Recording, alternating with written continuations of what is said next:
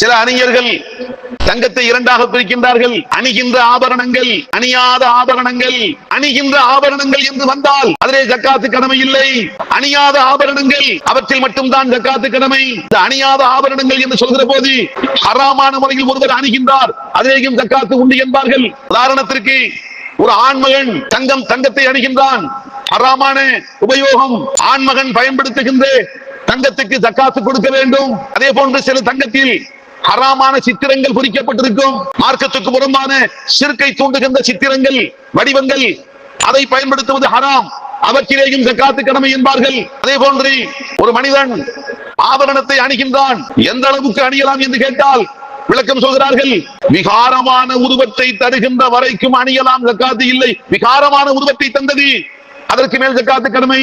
அது என்ன பொருள்? அணிகின்றார், அள்ளி அள்ளி மாலை மாலையாக போடுகிறார், முகத்தையே மறைத்து விட்டது, தலையே தெரியவில்லை. அணிந்த ஆபரணம் அவர் உருவத்தை மறைத்து விட்டது, அலங்காரத்தை தரவில்லை, அலங்கோரமான காட்சியை தருகிறது. அப்படி வந்து விட்டால் ஜக்காத்து கடமை. இதெல்லாம் குர்ஆனை ஹதீஸை அடிப்படையாக கொண்டு சொல்லப்பட்ட செய்தியாக தெரியவில்லை. எங்கிருந்து எடுத்தார்கள்? அன்புக்குள்ளே எங்கிருந்து எடுத்தார்கள்? அணிகின்ற ஆபரணங்களுக்கு ஜக்காத்து இல்லை. அதிலேயும் அளவு கடந்து அணிந்தால், அலங்காரத்துக்கு மாற்றமாக அலங்கோலமான தோற்றத்தை தருகின்ற நிலைக்கு வந்து விட்டால் அப்போது ஜக்காத்து கடமை. எங்கிருந்து எடுத்தீர்கள்? ஆதாரம் என்ன? மார்க்கம் என்பது கற்பனையில் உதித்தவற்றை சொல்வதற்கு பேர் மார்க்கம் அல்ல.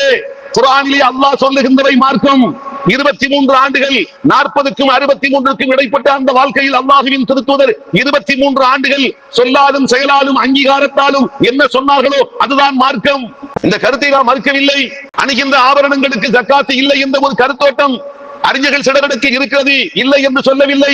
ஆனால் கேள்வி, இல்லை என்று சொல்லுகின்ற கருத்து குர்ஆனுக்கும் ஹதீஸுக்கும் நெருக்கமாக உகப்பாக இருக்கிறதா, அல்லது அணிகின்ற ஆபரணமாக இருந்தாலும் ஜக்காத்து கொடுக்க வேண்டும் என்பது குர்ஆனுக்கும் ஹதீஸுக்கும் நெருக்கமாக அணுக்கமாக இருக்கிறதா என்று சிந்தித்து பார்த்தால், அணிகின்ற அணியாத எல்லாவற்றுக்கும் ஜக்காத்து கொடுக்க வேண்டும் என்று சொல்வதுதான் குர்ஆனுக்கும் ஹதீஸுக்கும் நெருக்கமாக அணுக்கமாக இருக்கிறது.